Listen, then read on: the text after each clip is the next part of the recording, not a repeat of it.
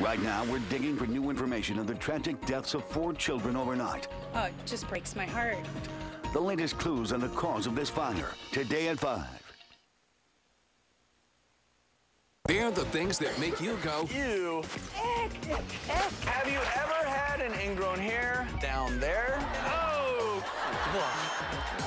acne in the ear, bad feet, nose hair, chewing tobacco. You actually swallow it? Disgusting problems, discreet solutions. Find out the biggest mistake your men are making with their butts. Things that make you go, Ew. today on The Doctors, where MD meets TV.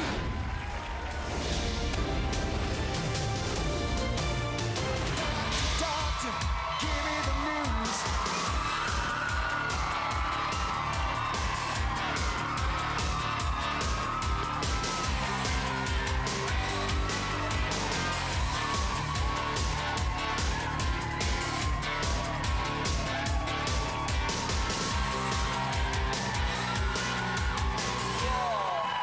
Welcome to the Doctor's Today. Thank you. Good energy today.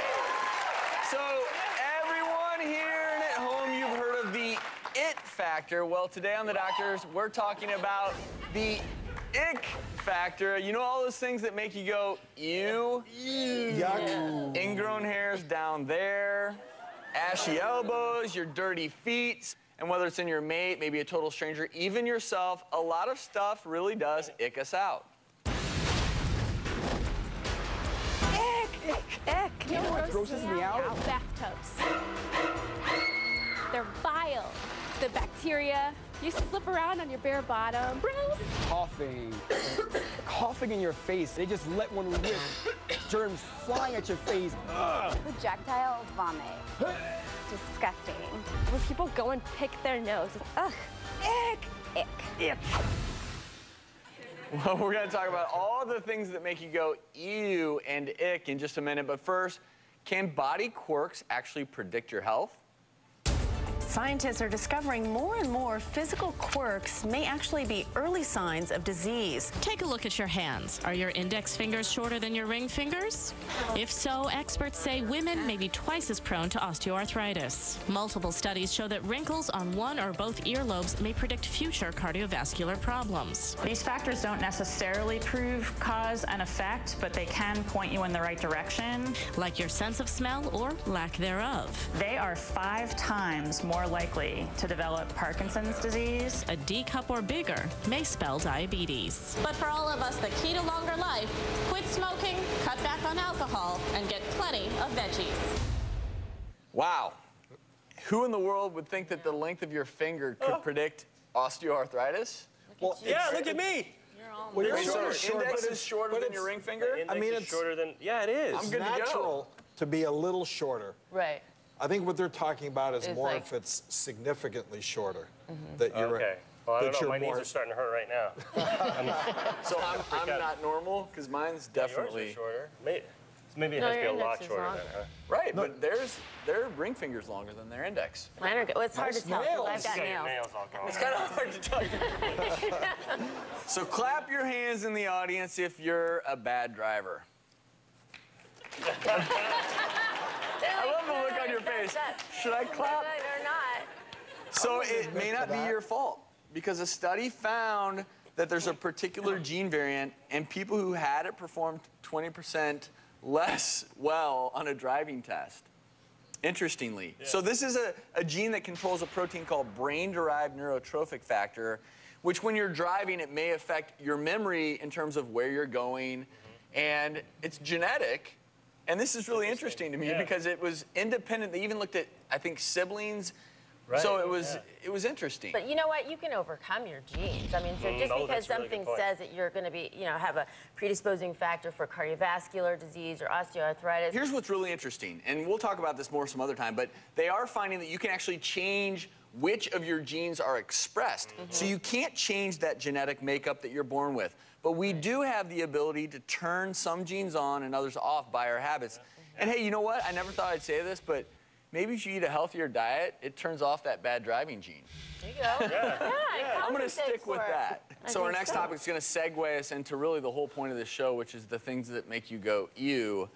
So bathing maybe just once a week, healthy or ew? Well, it can. It's both. It's both, actually. It's good, but it's healthy. Yeah. I think in general we overbathe Yeah. in the United States.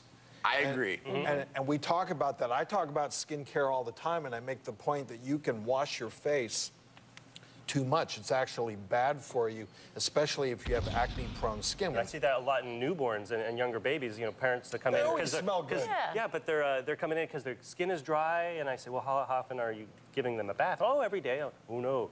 You know, maybe once or twice a week at the most for babies. Now, obviously, if you're exercising or something like that, then you may need to, you know, shower more. But if you're just doing stuff around, then you don't necessarily need to shower. To avoid some of the realities of using too much soap, because it is drying to your skin. If you do work out and you're a little bit sweaty, if you focus on, you know, using soap under your armpits, maybe in the groin, on your feet. Your smelly bits. Your smelly bits. Water in the other areas isn't going to dry out your skin as much. And they found that people that shower every day actually they're more prone to illness. Right. You know, and there was a study in that article that showed that if you only shower, people that shower just once a week actually have less viral infections, less skin infections. If you don't shower for a very long time and you smell ew and you get in a public place, it's kind of icky. So, you know, thinking about this topic, I asked the colleagues, the boys at the office this week, Dr. Chopra and the USC plastic surgery resident, Dr. Carey, what they thought, and here's what they said. Listen, not many things truly gross us out, but we did come up with a couple things that do skeeve us out. Tummy toe jam, the stuff in your belly button that comes out when we're trying to do a tummy tuck. If you're coming in for liposuction or a tummy tuck, clean out your belly button, please. Please. And Dr. Carey, what did you come up with? Well, clearly it's nipple hair. If you're coming in for breast surgery.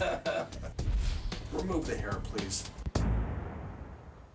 Oh, yeah. Oh, man. You got it easy. I'm a pediatrician. I get pooped on, peed on, coughed on, drooled on, vomited on. I have to say that my biggest ick is when you go to the gym, and number one, the floors in the bathroom haven't been washed, and there's pubic hair, and people are walking around barefoot. They're going and, especially men will go to the urinal, and there's urine on the floor, and you can see their feet like sliding in it. And then they're going and they're like putting their foot on the bench. And then you see the naked guy sit on the bench, and you get up, and then you see the butt mark from the sweat. I want to run home. Yeah. Come on, you got it. What icks you out? Well, you know, I mentioned that stuff. If it comes from a kid, I'm used to that. But any of those stuff flowing out of an adult, forget it. Forget it. That's why I went into pediatrics. In medical school, when I had to work to do my rotations at the VA hospital. How about a little afterbirth? Holy cow. Does that pick you out? That's beautiful. Yeah, I'm fine with that. It's a beautiful thing. I have to say it icks me out just a little bit. Well, we're used to it. That's the thing. Well, I mean, I have to acknowledge that after you give birth to a baby. The placenta's beautiful. That's what keeps the mom the placenta. and the baby. It's not the placenta. It's all the fluids that are with it. I mean, it's a little bit icky. It's beautiful, the process. Maybe that's why I'm in that field. I don't know. I guess. Everybody has their niche, right? I delivered my first baby, and I thought to myself, this is absolutely wonderful. I delivered my second baby. I was like, this is absolutely wonderful. By the third baby, I was like, I could never do this for a living.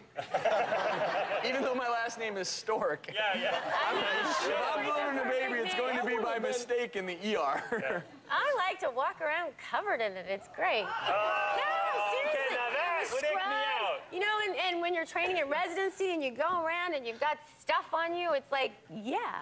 Well, we're going to cover more of the things that make you go ick in a minute, because coming up, a woman who hates her husband's nicotine habit. But I'm not talking about smoking.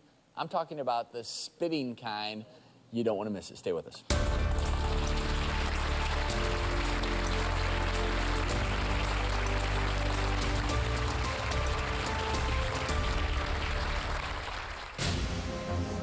If I keep chewing, I'm going to most likely end up with mouth cancer or possibly die. And later. I've recommended this a lot. I've never actually tried it. Yeah, let me see. Oh, yes, ooh, yeah, that's pretty nasty. Go ahead, make your May with a doctor's must-see month of medicine.